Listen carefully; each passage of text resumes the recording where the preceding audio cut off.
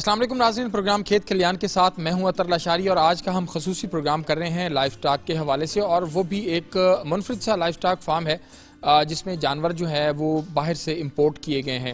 آج ہم بتائیں گے کہ جو باہر سے جانور آپ منگواتے ہیں، خاص طور پر گائے جو باہر سے آتی ہے، کس ملک سے زیادہ تر ٹرینڈ ہے پاکستان میں جو جانور ہیں، ملکنگ اینیملز ہیں، وہ آ رہے ہیں، بریڈنگ کے لیے کہاں سے آ رہے ہیں، جب یہاں پر پہنچتے ہیں تو یہاں کا ٹیمپریچر ان کے لیے کتنا مناسب ہوتا ہے، اگر مناسب نہیں ہے تو اس کو کیسے مناسب کیا جاتا ہے، اور جب یہ جانور یہاں آتے ہیں تو ان کے آنے سے پہلے آپ کے پاس کیا کیا چیزیں ہونی چاہیے، اپنے فارم کو جراثیموں سے پاک کیسے رکھنا ہے، دودھ کی پیداوار کیسے بڑھانی ہے، اپنے فارم پہ گرمی اور سردی کے ماحول میں اپنے جانوروں کو جو ہے وہ سخت گرمی اور سخت سردی سے کیسے بچانا ہے، اچھا چارہ ہے کیا، ونڈا کتنا دینا چاہیے، سائلیج جو ہے اس کی تیاری کیسے ہوتی ہے، یہ تمام چیزیں آج کے پروگرام میں، اور خاص طور پر جو محکمہ لائف سٹاک ہے بہاولپور کی ہم بات کریں گے تو وہ کیا کنٹریبیوٹ کر رہا ہے پاکستان کے لائف سٹاک سیکٹر میں اور ملک کی جی ڈی پی کے اندر، کیونکہ 13% اگر ایگریکلچر کا شیئر ہے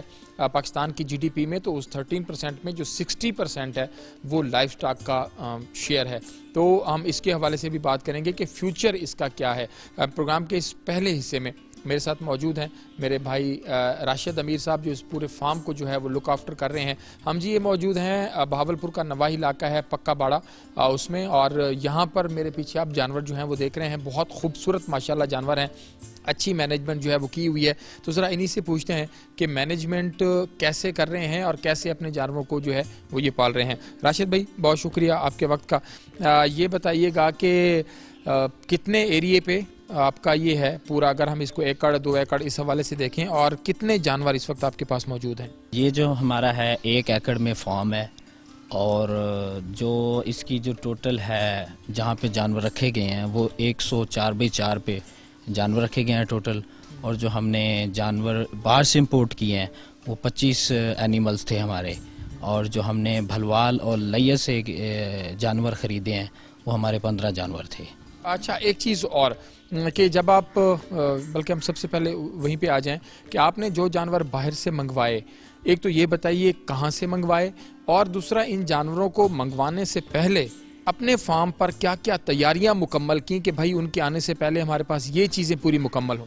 جی ہم نے آسٹریلیا اور امریکہ سے جانور امپورٹ کیے ہیں، اور کراچی سے پکا باڑے میں آیا ہے، اور جو جانوروں کی مینجمنٹ کے حوالے سے ہے کہ جانور جب آیا ہے تو اس کے لیے ہم نے سب سے پہلے اس کو مطلب کہ 12 گھنٹے 8 گھنٹے چارہ نہیں دیا جاتا، کہ وہ جانور تھکاوٹ میں ہوتا ہے تو اس کو پانی میں نمکیات دیا جاتا ہے کہ وہ اپنی نمکیات کو پورا کر سکے، اور اس کے بعد اس کو بیڈ ریسٹ دیا جاتا ہے کہ بیڈ ریسٹ اچھا ہو، کہ جانور اپنی تھکاوٹ کو بالکل ریلیکس کر سکے، اچھا فیل کر سکے کہ میں جہاں آیا ہوں مجھے یہاں پہ اچھی جگہ مل رہی ہے۔ اور اس کے بعد 12 گھنٹے کے بعد جانور کو چارے کی طرف لایا جاتا ہے۔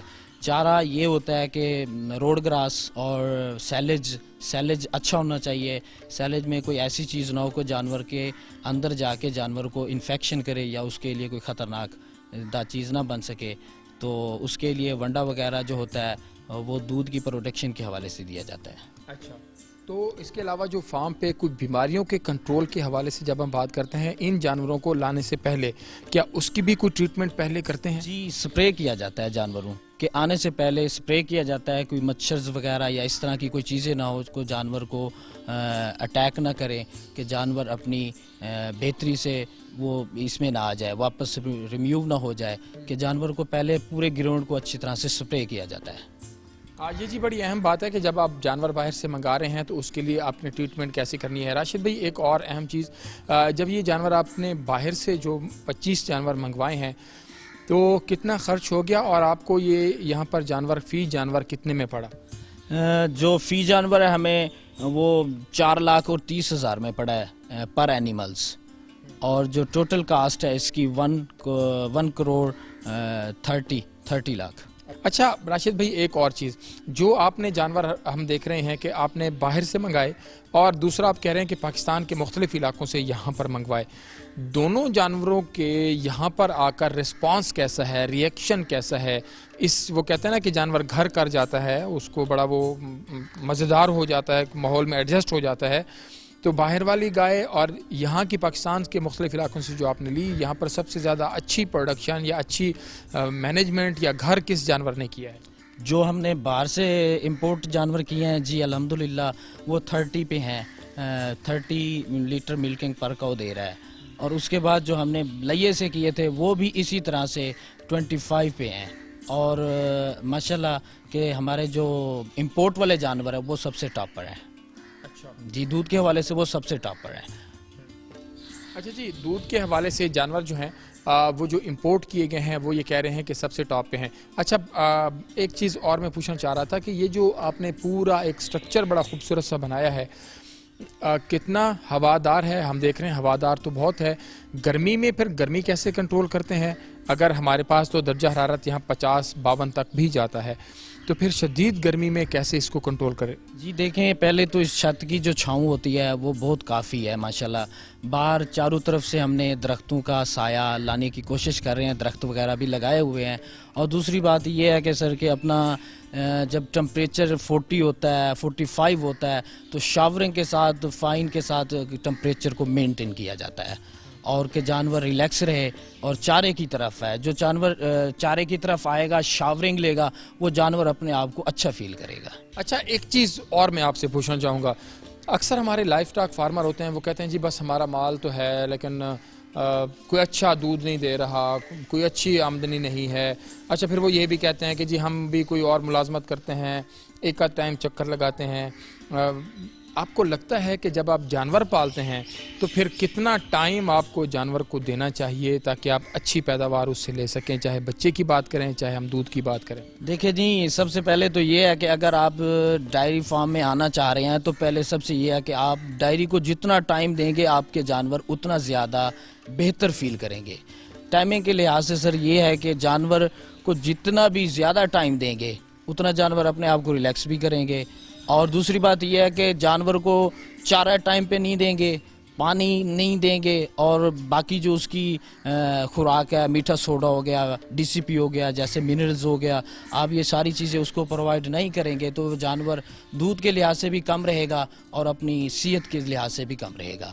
اور آپ اس سے کیسے آگے مطلب کہ اچھی بریڈ حاصل لے سکتے ہیں جانور سے؟ ناممکن ہے. اگر آپ جانور کو اچھی خوراک نہیں دیں گے، اچھا سیلیج نہیں دیں گے، اچھی خوراک نہیں دیں گے، پانی نہیں دیکھیں گے تو جانور کیسے آپ کو اچھی بریڈ دے گا؟ بالکل ٹھیک ہے. اچھا راشد بھائی ایک چیز اور بھی بتائیے گا کہ آپ ظاہری بات ہے کہ 4,30,000 تک آپ کا ایک جانور یہاں پر، اور ہمارے ہاں تو ٹرینڈ ہے 1 لاکھ 1.5 لاکھ کی بس اچھی سی گائے مل جائے اور وہ اس سے ہم گزارا کریں اور وہ اچھا دودھ بھی دے. یہ بتائیے گا کہ اس کے چارے میں کیا کیا چیزیں جو ہیں وہ اس وقت استعمال میں لا رہے ہیں؟ جی سیلیج لا رہے ہیں اور اس میں روڈ گراس ہے، رئی گراس ہے، الفا لوسن بھی ہے جو فریش ہے. الفا لوسن کو خشک کیا جاتا ہے، خشک کر کے پھر اس کو ڈالا جاتا ہے. کترا نہیں جاتا الفا لوسن کو. جو روڈ گراس ہے اس کو کترا جاتا ہے. روڈ گراس جانور کے لیے سب سے زیادہ بینیفٹ ہے.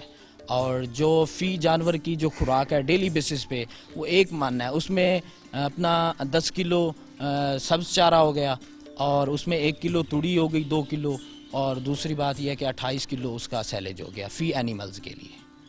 تو آپ کو لگتا ہے کہ یہاں پر ہمارا جو مقامی چارہ ہو رہا ہوتا ہے، باجرہ بھی ہوتا ہے، جوار بھی ہوتی ہے، مکئی بھی ہوتی ہے، تو کیا وہ بھی جانور کو آپ استعمال کراتے ہیں؟ جو مکئی ہے یہ تو ہم نہیں کرا رہے. الفا لوسن زیادہ کراتے ہیں، رائی گراس اور روڈ گراس زیادہ تر ہم یہ استعمال کرواتے ہیں اور مکی کراتے ہیں. اچھا جی. اچھا ہمارے ناظرین کو ایک اور چیز بتائیے گا کہ آپ کا جانور، اگر ہم ایک جانور کی بات کریں اوسطاً تمام جانوروں کو ملا کے، ایک جانور آپ کا کتنا کھا رہا ہے اور دن میں واپس آپ کو اپنا خرچ نکال کے کتنا واپس آپ کو دے رہا ہے؟ جی دیکھیں، یہ آپ نے سب سے بڑا مشکل سوال کیا کہ جانور جو ابھی دیکھا جائے کہ ڈیری لحاظ سے کہ جانور جو کھاتا ہے ڈیلی لحاظ سے کم از کم وہ 2,2500 کے حساب سے وہ کھا رہا ہے. تو اس کی جو اوسطاً آمد ہے تو وہ دیکھی جائے دودھ کے لحاظ سے، دودھ کی پروڈکشن پہ ہے کہ دودھ وہ کتنا دے رہا ہے، اس کے لحاظ سے دیکھا جائے تو میرے حساب سے وہ پورا نہیں کر پا رہا. اچھا جی.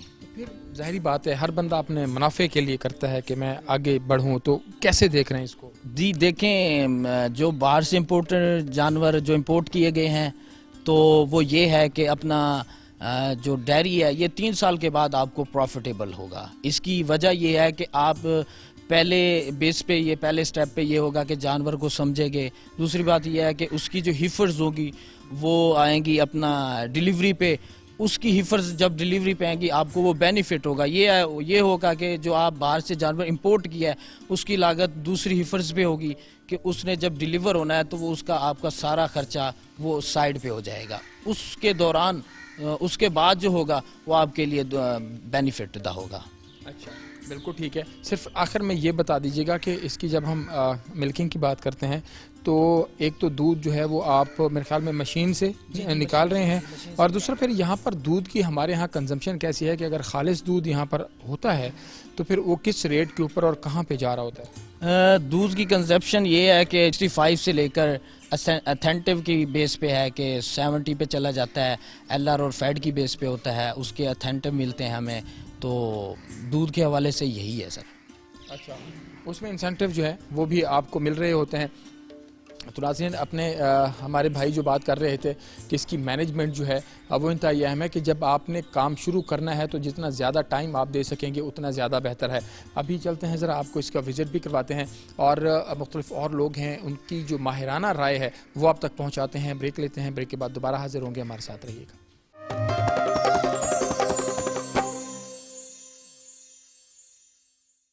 ویلکم بیک جی.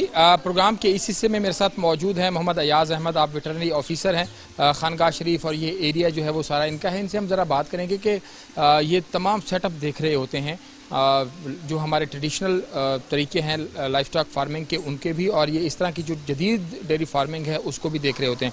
ایاز بھائی, یہ فرمائیے گا کہ یہاں پر جو ہم دیکھ رہے ہیں ماڈل ڈیری فارمنگ کا ایک کنسیپٹ ہے, کیا لوگ اس کو قبول کر رہے ہیں, دیکھ رہے ہیں, اور کیا یہ بینیفیشل ہے؟ جی بالکل, لوگ اس طرف جو ہے ان کا رجحان بڑھ رہا ہے. جو بڑے بڑے انویسٹر ہیں باہر سے آ کے جو ہے نا وہ اس کے اوپر جو ہے نا کام کر رہے ہیں اور یہ شیڈ بننا سٹارٹ ہو گئے ہیں. اور میں یہ سمجھتا ہوں کہ یہ ہمارے لائف سٹاک ڈپارٹمنٹ کی ایک اچیومنٹ ہے کہ لوگ جیسے اپر پنجاب کی بات کریں وہاں پہ کارپوریٹ سینٹر بنے ہوئے تھے, تو اس طریقے سے جنوبی پنجاب میں بھی لوگ اب دھڑا دھڑ جو ہے نا اس سیکٹر کی طرف آ رہے ہیں اور یہ جو کنٹرول شیڈ ہیں ان کو بنا رہے ہیں. جی بالکل. اچھا جی, کنٹرول شیڈ جو ہیں وہ بنائے جا رہے ہیں, لیکن ایک چیز اور بھی بتائیے گا کہ یہاں پر خاص طور پر ہم دیکھتے ہیں کہ ہمارا جانور جو ہے وہ لائف اسٹاک سیکٹر میں عام جو روایتی ہماری فارمنگ ہے اس میں لاس اس لیے ہوتا ہے کہ جانور کی مورٹیلٹی جو ہے وہ ہوتی ہے, تو ہمارا جو لائف اسٹاک فارمر ہے وہ بڑا ڈسٹرب ہوتا ہے. ٹھیک ہے, خاص طور پر جب بچہ پیدا ہوتا ہے اس وقت وہ جانور جو ہے وہ ڈسٹرب ہو جاتا ہے. تو بیماریوں کا یہاں پر ہمارے ہاں کون کون سی بیماریاں ہیں اور اس کی وجوہات کیا ہوتی ہیں؟ جتنے بھی ہمارے جانوروں کے اندر بیماریاں آتی ہیں اور وہ جانوروں کی مورٹیلٹی ہو جاتی ہے اور ہمارا فارمر ڈسکریج ہوتا ہے جس کی وجہ سے وہ لائف اسٹاک سیکٹر کو چھوڑ کے چلا جاتا ہے, اس میں سب سے بڑی بات یہ ہے کہ جو ایک ایکسپرٹ ہے اس کی جو ایکسپرٹیز ہیں وہ نہیں ہائر کی جاتی. ہماری ابھی تک جتنے بھی لوگ ہیں ہمارے فارمر ہیں وہ اپنے ایک پرانے جو میتھڈ ہے, یہ جو مت ہے, ان فارمولا کو جو ہے نا وہ اپناتے ہیں, اور جو جتنا سائنسی ترقی ہو چکی ہے, ایڈوانس ٹیکنالوجیز آ چکی ہیں, وہ ان کو نہیں اڈاپٹ کرتے. اس وجہ کر کے جانوروں کی مورٹیلٹی ہوتی ہے. جب مورٹیلٹی ہوتی ہے تو لاس ہوتا ہے فارمر, جس کی وجہ سے وہ لائف اسٹاک سیکٹر کو کوئٹ کر کے چلا جاتا ہے. جہاں تک اگر آپ دکھا سکیں تو یہ دیکھیں ایک کنٹرول شیڈ بنا ہوا ہے.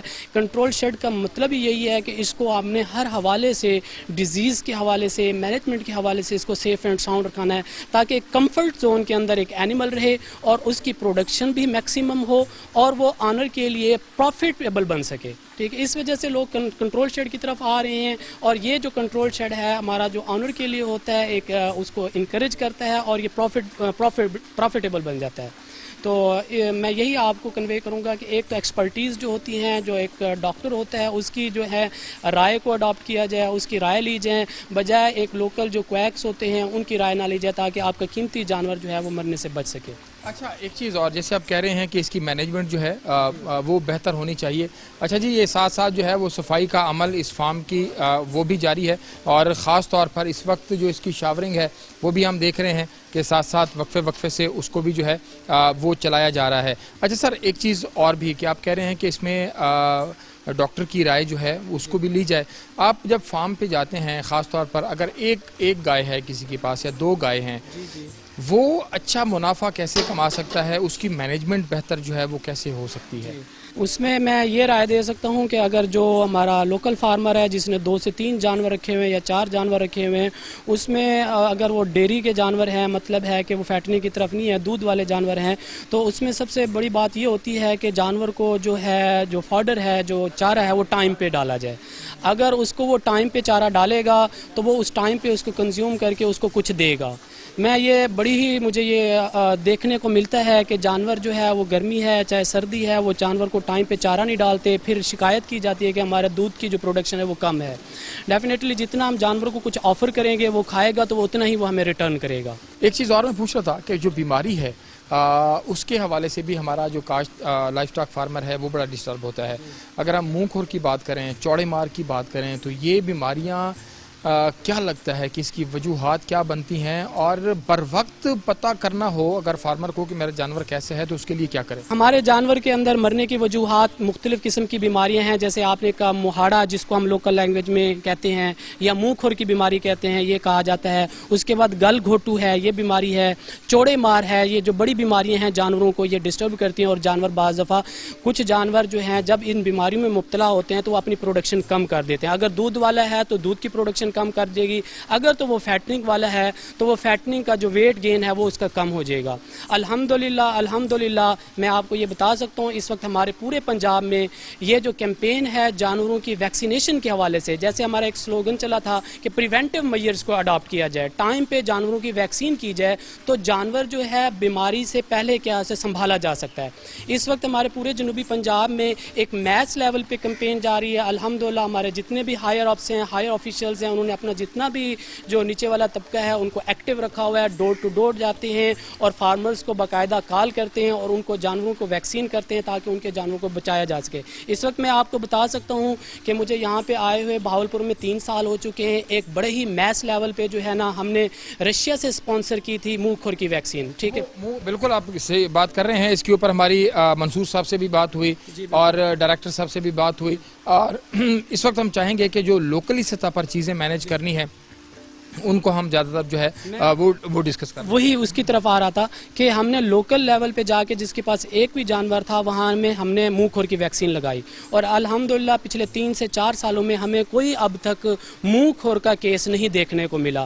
یہ نہ صرف ہم کلیم کرتے ہیں بلکہ جو فارمر ہے وہ خود آ کے ہمیں بتاتا ہے کہ پچھلے 6-7 سال سے پہلے اگر دیکھا جائے تو ہمارا ڈیلی کوئی نہ کسی جانور میں مہاڑا یا منہ کھور آیا ہوتا تھا.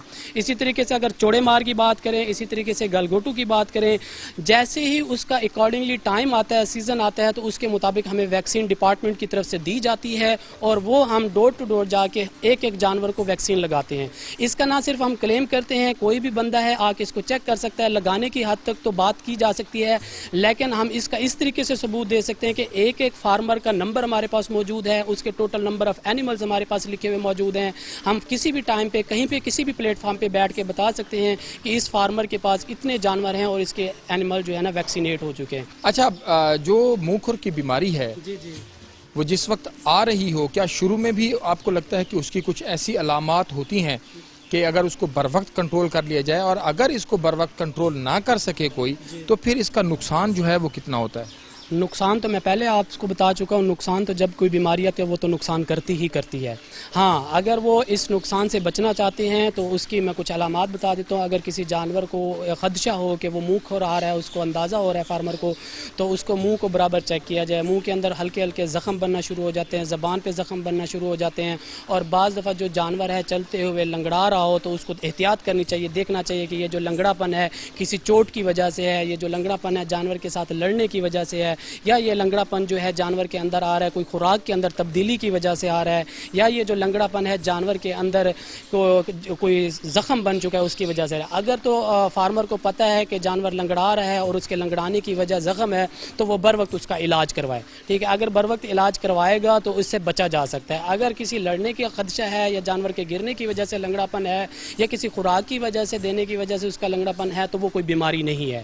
یہ بھی جانور بعض دفعہ ہمیں کہا جاتا ہے فارمر کی طرف سے کہ ہمارے جانوروں میں منہ کھور آ چکا ہے. جب ہم بر وقت پہنچتے ہیں تو اس کے اندر یہ دیکھنے کو ملتا ہے کہ اس کے اندر منہ کھور کی کوئی بیماری نہیں ہے.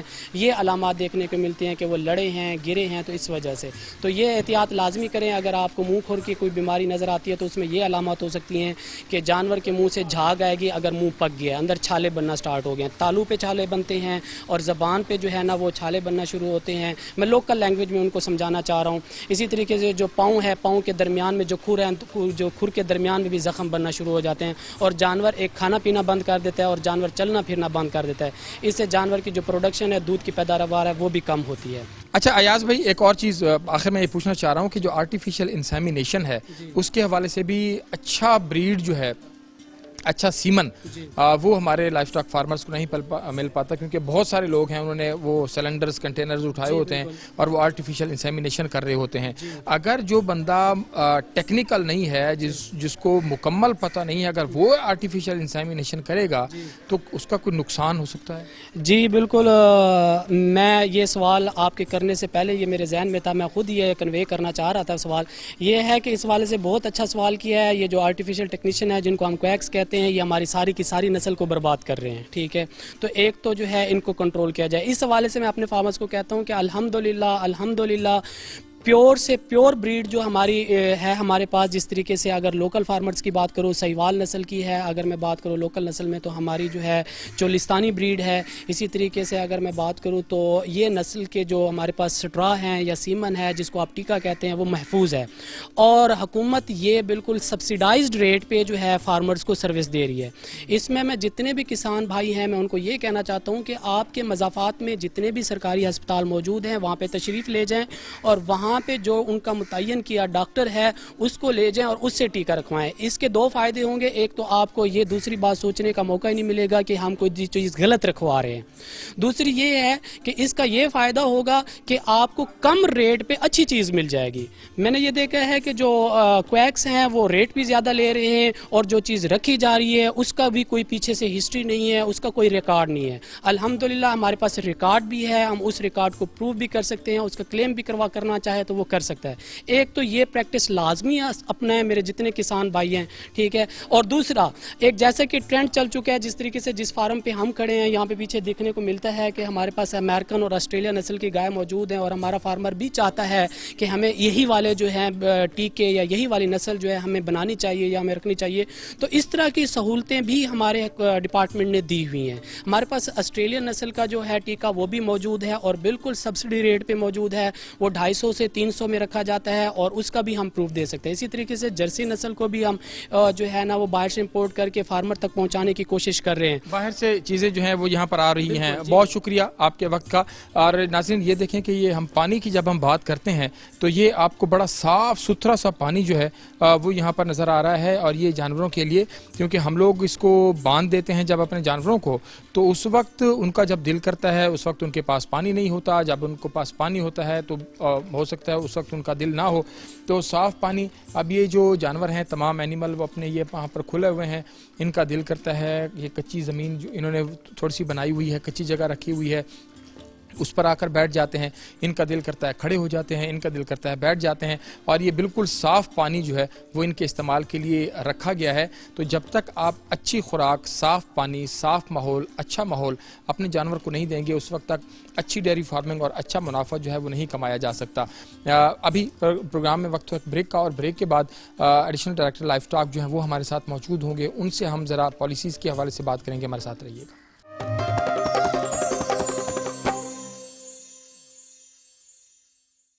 ویلکم بیک جی. پروگرام میں آج ہم بات کر رہے ہیں ایک modern life stock dairy farm پکا باڑا جو علاقہ ہے بہاولپور کا, وہاں پہ, اور محب ڈیری فارم ہے یہ. اور یہاں پر جانور جو ہیں وہ باہر سے امپورٹ کیے گئے ہیں, کچھ جانور یہاں سے بھی لیے گئے. پروگرام کے اسی سے میرے ساتھ موجود ہیں ڈاکٹر سبطین بخاری صاحب, آپ additional director life stock Bahawalpur ہیں. ڈاکٹر صاحب بہت شکریہ آپ کے وقت کا. یہ فرمائیے گا کہ اس وقت بہاولپور کے اندر کس طرح کا ٹرینڈ ہے ماڈرن ڈیری فارمنگ کی؟ جب ہم بات کرتے ہیں تو لوگ آ رہے ہیں, ایکسیپٹ کر رہے ہیں؟ جہاں تک بات ہے کہ جی ماڈرن ڈیری فارمنگ کے اس حوالے سے ڈسٹرکٹ بہاولپور میں ویسے بھی ہمارا یہ ایریا جو ہے اس میں سفیشینٹ پوٹینشیل ہے لائف سٹاک ریئرنگ اور لائف سٹاک گروئنگ کے حوالے سے، اور ہمارے فارمرز جو موسٹلی ایگریرین بیسڈ ہیں ان کی بھی اب پریارٹی میں آتا جا رہا ہے کہ جس کی وہ کہ modern life stock dairy sector کی طرف وہ اٹریکٹ ہو رہے ہیں. تو اب جیسے کہ آپ دیکھ رہے ہیں کہ یہ بھی ایک ہولسٹین بریڈ ہے جو کہ امپورٹ کی گئی ہے. اسی طرح کے اب ڈسٹرکٹ میں راؤنڈ اباؤٹ 70 سے 80 ایسے فارمر ہیں جنہوں نے یہ جانور مینٹین کیے ہیں، یہ رکھے ہیں، اور میرا خیال ہے کہ اس سے کہیں زیادہ ابھی بھی پوٹینشیل موجود ہے. بہت سارے فارمر ہیں جو ایک صرف اویئرنیس کی وجہ سے، ان کی اویئرنیس کی کمی کی وجہ سے وہ بھی ابھی ایک پائپ لائن میں ہیں جو کہ اس طرف آنا چاہ رہے ہیں. تو اس حوالے سے بہت زیادہ پوٹینشیل ہے، اور آنے والے ڈیز میں ہمارے ملک میں یہ جو اینیمل ہے، یہ اینیمل اس کو تو one of the best dairy animal consider ہوتا ہے ورلڈ میں. اور یہ دیکھیں کہ یہ پورا 150 ممالک میں یہ بریڈ موجود ہے، اور پاکستان میں اس کے اب کافی زیادہ امپورٹر، کافی زیادہ سیکٹر کے لوگ اس میں اٹریکٹ ہو رہے ہیں اور اس اینیمل کو لے رہے ہیں اور مینٹین کر رہے ہیں. اچھا ڈاکٹر صاحب، ایک اور چیز کہ جب ہم بات کرتے ہیں محکمہ لائف سٹاک کی تو اب ظاہری بات ہے آفتاب پیرزادہ صاحب بھی آ گئے یہاں پہ، منصور صاحب بھی آ گئے، آپ لوگ بھی یہاں پر کام کر رہے ہیں. تو اس وقت آپ کے محکمے کا اگر ہم فوکس کی بات کریں تو فوکس کس چیز پہ ہے؟ بریڈنگ پہ ہے، ملکنگ پہ ہے، فیٹنگ پہ ہے، روایتی سے غیر روایتی کی جانب ہے؟ اس کا فوکس کس طرف ہے آپ کا محکمے کا؟ دیکھیں، یقیناً آفتاب احمد پیرزادہ جو سیکٹری لائف سٹاک ہمارے ہیں ساؤتھ پنجاب کے، اور ڈی جی منصور صاحب، ان کی کاوشیں اور ان کے ویژن کے مطابق ہم نے اسی ایک سیکٹر کو پہ فوکس کیا ہے، جس میں ایک ہمارا پروجیکٹ ہے جس میں ہم نے ہر ڈسٹرکٹ لیول پہ ایک life stock incubation centre establish کر رہے ہیں. اس کا ہمارا مین مقصد ہی یہی ہے کہ ہمارا فارمر کو ایک پیراڈائم شفٹ ہم دیں، ٹریڈیشنل ٹیکنیک سے وہ ماڈرن ٹیکنیکس کی طرف چلا جائے. اور ہم اس میں اس پروجیکٹ کا ویژن بھی یہی ہے کہ ہم وہ فارمر آئیڈینٹیفائی کریں، ان فارمرز کو ہم آئیڈینٹیفائی کر کے ان کی کیپیسٹی بلڈ کریں، اور کیپیسٹی بلڈنگ کے بعد ان کو ایک پراپر ایک وے فارورڈ دیں جس کے مطابق وہ جانور ڈیری سیکٹر کے حوالے سے ماڈرن ٹیکنیکس کو اڈاپٹ کریں. اب یہاں پہ آپ دیکھ رہے ہیں کہ یہ اینیمل ٹوٹل سائلیج پہ کنورٹڈ ہے، جبکہ ہمارا جو ٹریڈیشنل سسٹم ہے وہ وہی کٹ اینڈ کیری سسٹم ہے کہ جانور کو وہ چارہ کاٹ کے ڈال دیتے ہیں. اور پھر یہ ہوتا ہے کہ جی سب سے بڑا اس کا ڈرا بیک یہ ہوتا ہے کہ جی ایک تو اینیمل کی جو ریکوائرمنٹ ہے فیڈنگ کی وہ پوری نہیں ہو رہی ہوتی. پھر یہ ہے کہ جی ڈیورنگ دا ڈرائی سیزن جب چارے کی شارٹ فال ہو جاتا ہے تو وہ جانور پھر سمجھیں کہ جی اللہ کے رحم و کرم پہ چلے جاتے ہیں، جس کی وجہ سے جانور کی جو ہارڈ ویلیو ہے یا اس کی صحت کا سٹیٹس ہے، جو اس کے ہم اس کی مارکنگ دیکھیں یا اس کے کوئی انڈیکیٹر دیکھیں تو وہ ان ڈرائی پیریڈ میں یا وہ سیزن ہوتا ہے جس میں چارے کی کمی ہوتی ہے تو وہ ہارڈ ویلیو یا ان کی صحت کا گراف کافی نیچے چلا جاتا ہے. پھر اس کو اوپر اٹھانے میں فارمر کو بڑی کوشش کرنی پڑتی ہے. تو یہ بھی ایک ہے کہ جی ہمارا پروڈکشن سسٹم اگر یہی سیلیج کی طرف کنورٹ ہو جائے، یہ ایک ماڈرن ٹیکنیکس کے ایک بیسٹ ایگزامپل ہے جس کی وجہ سے ہم جو ہے نا پروڈکشن کو انہانس کر سکتے ہیں. تو آنے والے ڈیز میں انشاءاللہ ہمارا ہر ڈسٹرکٹ پہ ایک ایسا سیٹ اپ ہوگا، ہمارا ایک ایسا لائف سٹاک مینیجر ہوگا جو جس کی خود ہم کیپیسٹی بلڈ کرائیں گے. وہ ماڈرن ڈیری ٹیکنیکس کو وہ اچھی طریقے سے انڈرسٹینڈ کرے گا، اور he will act as a master trainer کہ وہ تمام ڈسٹرکٹ میں جو آئیڈینٹیفائڈ پوٹینشیل فارمرز ہوں گے ان کے لیے وہ ماسٹر ٹرینر ہوگا، اور وہ ہم انشاءاللہ ان تک جو ماڈرن ٹیکنیکس ہیں بیسٹ پریکٹسز کے ساتھ وہ انشاءاللہ ہم ان کی طرف ڈائیورٹ کریں گے ان کی انفارمیشن. اچھا ایک چیز اور سبطین بھائی کہ میرے پاس یا میرے جیسے کسی فارمر کے پاس 2 گائے یا 4 گائے ہیں بندھی ہوئی ہیں درخت کے نیچے، اور شام کو وہ کہیں اوپن میں آ جاتی ہیں یا سردیاں ہیں تو وہ بھانے شانے میں بند ہو گئیں اور پھر وہ دن کو نکل آئیں، اور وہ اس نے وہی روایتی اس میں توڑی ڈال دی، اس کے اوپر تھوڑا سا چارہ ڈال دیا یا اس کے اوپر آٹا ڈال دیا. اس سے پہلے بھی میں نے ڈاکٹر صاحب سے بات کی. ایک وہ جو اپنی پروفیٹیبلٹی ہے اس کی، اور پھر دوسرا یہ سیٹ اپ ہے اس کی پروفیٹیبلٹی میں شاید وقتی طور پر چیزیں نظر نہ آتی ہوں، لیکن ان دا لانگ رن مستقبل کے لیے وہ کتنا یہ بینیفیشل ہے ایک گائے ہو اور عام روایتی اس میں پالی جائے اور ایک گائے اس میں پالی جائے اس نئے سیٹ اپ میں جدید ٹیکنیکس کے ساتھ، تو کتنا پروفیٹیبل ہو سکتا ہے؟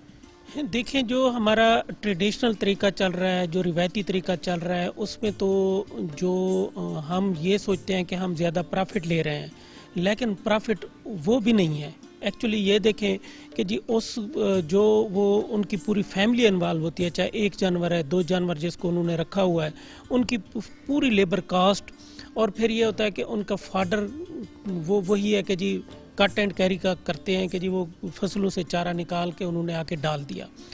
تو اس لحاظ سے وہ اگر لیبر کاسٹ کو نہیں کاؤنٹ کرتے، جس کی وجہ سے عموماً وہ فارمر سمجھا جاتا ہے کہ وہ جی پرافٹ لے رہا ہے یا اس سے کچھ ارننگ لے رہا ہے، اگر اس کی لیبر کاسٹ بھی ڈال دی جائے تو یقیناً وہ بھی کچھ پوزیشن اور ہوگی.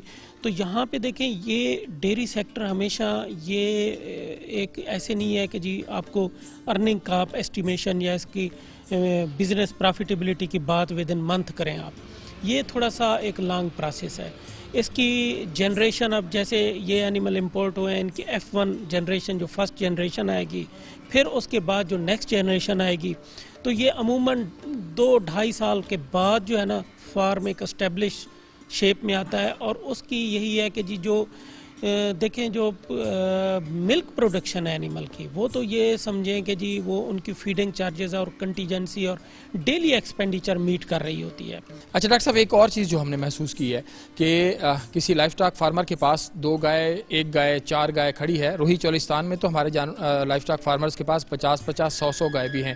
اچھا ان کو یہ میٹر ہی نہیں کرتا کہ یہ کتنا دودھ دے رہی ہے. اچھا بھائی گھر کا ہے نا دودھ، بچائے وائے بن رہی ہے، چھوٹے بچوں کے لیے آ جاتا ہے. اب یہ نہیں ہے کہ بھئی میری گائے 2 کلو دے رہی ہے تو میرے نقصان میں ہے، 4 کلو دے رہی ہے تو نقصان میں ہے، میں نے اس کو بڑھانا کیسے ہے. آپ کو اس طرح کی فارمر ٹریننگز بھی دے رہے ہیں کہ بھائی آپ کو ایک ایک چیز کیلکولیٹ کرنی ہوگی، لکھنی چاہیے. ان کی جو ٹیگنگ لگی ہوئی ہے تو ٹیگنگ کا مقصد یہی ہوگا کہ یہ ہمارا جانور کتنے کا آیا، اس کی بریڈ کیا ہے، اس نے کتنا کھایا، اس کا منافع کتنا ہے، نقصان کتنا ہے، سب کچھ ہوگا. کیا اس طرح کی ٹریننگ محکمہ بھی کاشتکاروں کو دے رہا ہے؟ دیکھیں جی یہ بڑی ہی ایک ویلڈ بات ہے.